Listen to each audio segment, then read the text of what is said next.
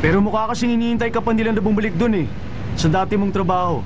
Ayusin mo na lang ang pagmamaneho mo. Eh paano na yung pagsusulat mo? Ha, Jenna?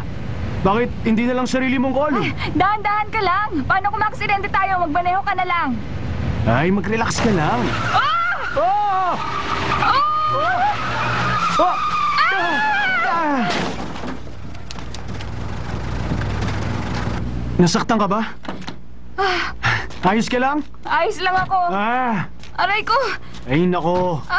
Ano nangyari? Ay, ano ba yan? Ang bilis mo kasi magmaneho Minamalas ka nga naman. Ang mga trout ko. Bakit? Ay, Ay, ang malas talaga. ikaw kasi. Naku, sorry. Mga baliw! Nako! Mamahali ng mga isdang ito! Tumabi nga kayo!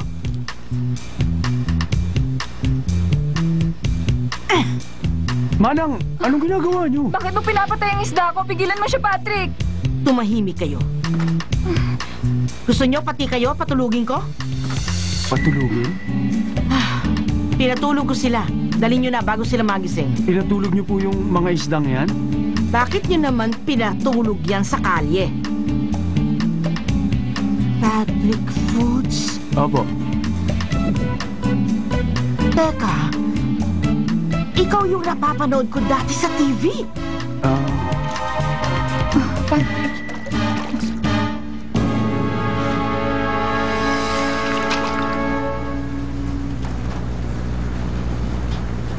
Ano? Acupuncture po? Ang mga ganyang klaseng isda ay hindi nabubuhay na matagal kapag kinuha mo sa tubig. Kaya pinapatulog muna sila pansamantala. Yun ay sa pamamagitan ng acupuncture.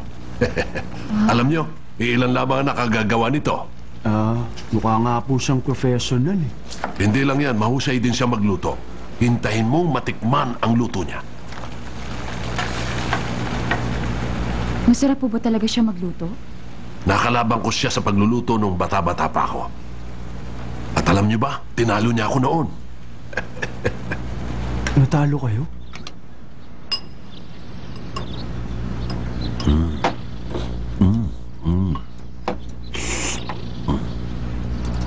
Sandali. Teka.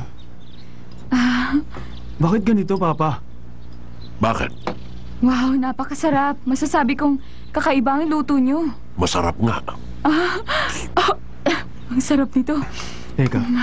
May kangkong ito, labanos, chili pepper, meron ding asin. Tama na nga yan. Kumain lang kayo. Ano tong nalalasahan ko? May bagay na espesyal na nilagay dito eh. Maangang po yung sabaw eh. Ano po ba yung nilagay niyo dito? Sa tingin ko, may sikretong recipe ang sabaw na to. Sandali nga, nagbibiro ba kayong dalawa? Ano pong nilagay niyo? Sabihin niyo na sa akin. Baliw ka ba, Patrick? Hindi ko nga ito sinabi sa iyong ama. Sabihin niyo na sa akin. Patrick, magluto ka din ito. Po? Kayang-kaya mo ang lasa nito. Kalimutan mo na kung hindi. Alam nyo, kahit kailan hindi yun mangyayari. Ipapasunog ko ang aking mga kamay kung magagawa mo ito. Ipapasunog ko pati mga paa ko. Sumuko ka na lang kahit ngayon papa mo natalo mo. Susubukan ko din ito. Gagawin ko po. Magluluto ako nito. Kaya ko po to. Ay, huwag mo nang subukan to. Ay, pwede ba? Huwag na lang, Patrick. Kaya ko to. Ano, pupusta ka ba? Gusto mo, pustahan pa tayo eh. Ako? Bakit? Anong ginawa ko? Wala naman ako sinabi ay nawat lang naman kita. Kung mananalo ako, babalik ka sa pagiging reporter mo. Ano, payag ka? Ano ka mo? Jenna, tikman mo to.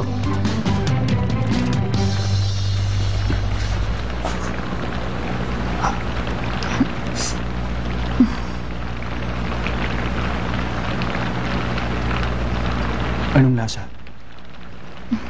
Pababalikin mo ako sa trabaho ko. Huwag ka nang umasa pa.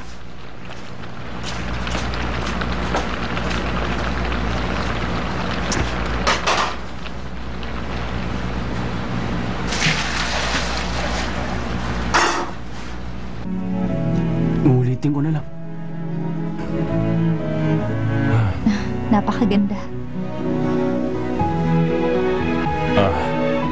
Tingin mo ang Russian Embossers meeting ay magiging matagumpay din? Pero, kailangan kong bumalik bukas ng umaga. Marami pa akong dapat ayusin para sa Kimchi Expo. Bakit? Nandun sina Director Gong, pati si Papa. Wala doon ang papa mo. Wala si Papa doon? Bakit?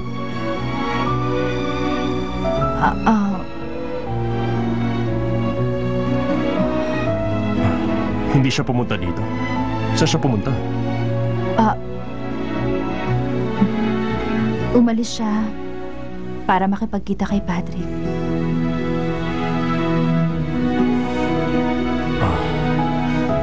Kaya naman pala, wala siya rito. Bakit kahit na nasasaktan lumalapit pa rin sa'yo't nagmamahal?